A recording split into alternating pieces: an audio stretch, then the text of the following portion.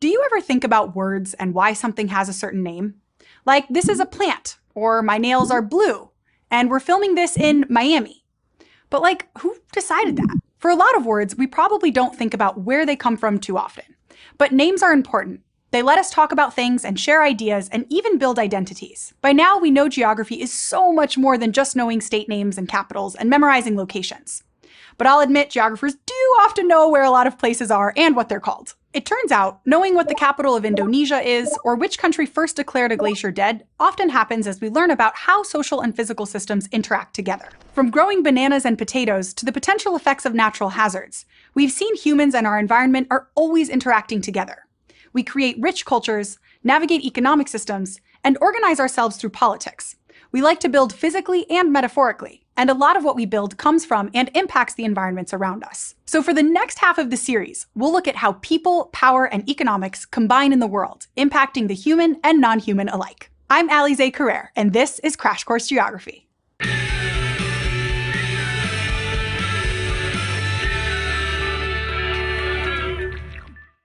Human geography uses a combination of spatial, physical, and social science to tell a complex story of the world. This story focuses on the spatial patterns of people and how we've made sense of the places we inhabit, explore, or create, like by giving them names. And as human geographers, we try to answer questions that pay special attention to the way people, power, money, buildings, and so much more are distributed in the world.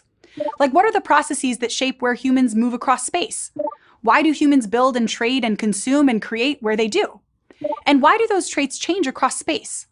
Why aren't all people and places just the same? We've actually already used human geography tools when we've considered things like the economics of banana plantations or the relationships between people or groups of people, where one person or group has influence over another. This political power shows up when we talk about water access or the motivations for building in floodplains, for example. But the Earth is a big place, and we could use a few more tools to fully tackle human geography. In addition to tools like maps and remote sensing or soil and vegetation surveys that give us data on what makes up our physical landscapes, the tools we'll need moving forward are actually concepts that help guide our thinking. Like the idea of place, or the meaning we give a location and the sense of belonging we derive from constructing a place physically and in our minds. Machu Picchu, or the Great Wall or Long Wall of China, or the Yucatan Peninsula, or whatever name we give a place, is called a toponym, and it's an important part of how we think about the place.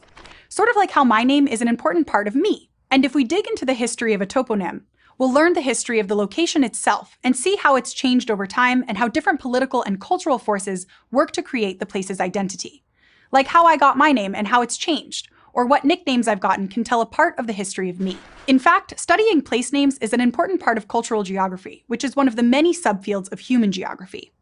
It examines how markers of our identity are visible across space, like names, language, religion, art, and dozens of other expressions. Let's look at the highest point in North America.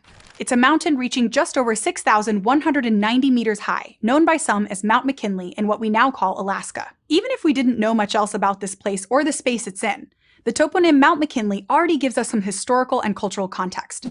It's a reference to the 25th President of the United States, which signals this is also a place in the US. Or we could draw on another conceptual tool, the concept of scale, or the relationship a place has to the rest of the world. This mountain got the name Mount McKinley from a gold prospector from Ohio, who wrote about it in the New York Sun newspaper in 1897, just before McKinley won the presidency. Other places in Alaska were also given names based on political figures from Ohio, other US states, and the UK, which were published widely in articles and used in official maps made by people not from Alaska. A few years later, in 1901, the Board on Geographic Names, which is a division of the United States Geological Survey, officially named the mountain Mount McKinley.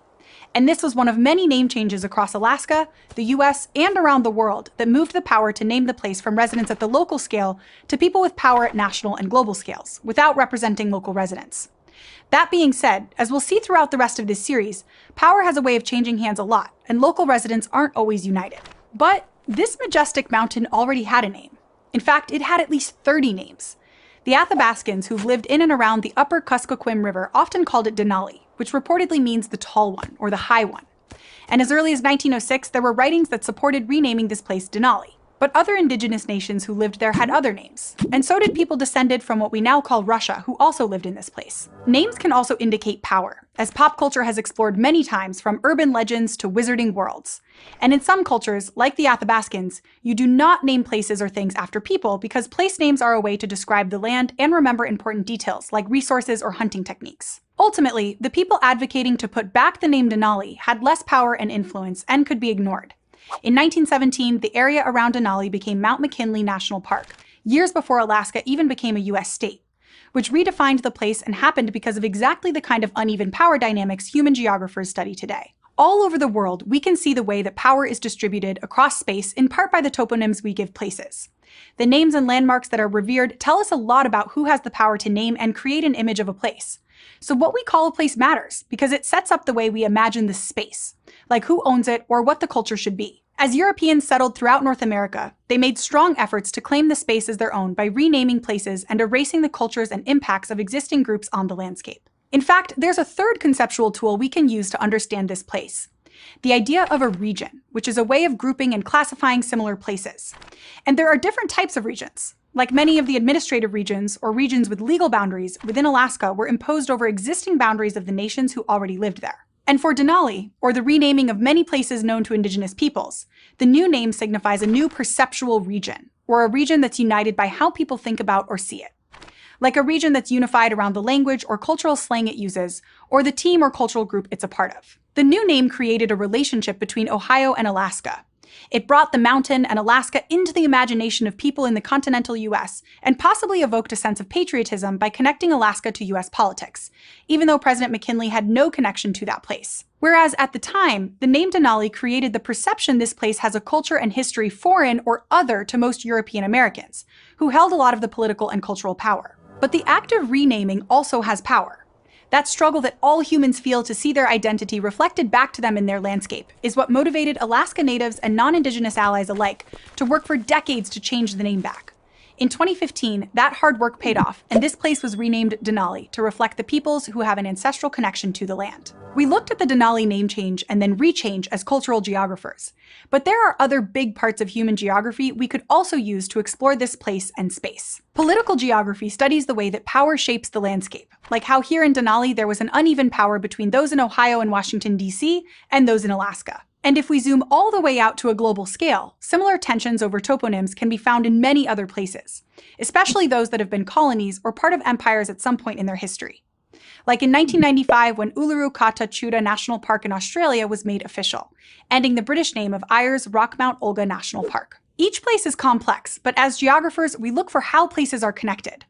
There are similar political and economic forces at work that help those in power show they have control over the identity of the place they're in. So restoring the names of places is an important part of identity and cultural geography, and important political work on the local scale as a way to push against regional and global powers. Or in economic geography, we study the uneven movement of economic opportunity. Like the way some opportunities, like Alaskan gold mines, don't end up making the people living near those mines wealthy. Or the way the tourist economy may change throughout the national park, depending on environmental, cultural, or political factors. And finally, in urban geography, we study the way humans build cities, like what influences create the housing and industry patterns, or the ways we can plan spaces to maximize walkable communities and the relationships between urban and rural spaces, which is still an important field in Alaska.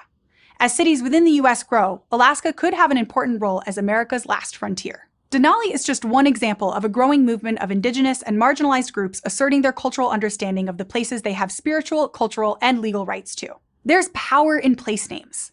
There's power in how we define regions, what's in versus out, and who it includes and who it excludes, which is why we see struggles over place names all over the world. Our names shape our identities, and efforts to learn about the places we call home and their histories is part of the cultural and political work we can do to recognize who has been harmed by colonization and conquest. Learning more about economics, technology, language, religion, power, and how they all move lets us tell fuller, richer stories of the Earth, which we'll do more of next time when we explore cultural landscapes. Many maps and borders represent modern geopolitical divisions that have often been decided without the consultation, permission, or recognition of the land's original inhabitants. Many geographical place names also don't reflect the indigenous or aboriginal peoples' languages. So we at Crash Course want to acknowledge these people's traditional and ongoing relationship with that land and all the physical and human geographical elements of it. We encourage you to learn about the history of the place you call home through resources like nativeland.ca and by engaging with your local Indigenous and Aboriginal nations through the websites and resources they provide.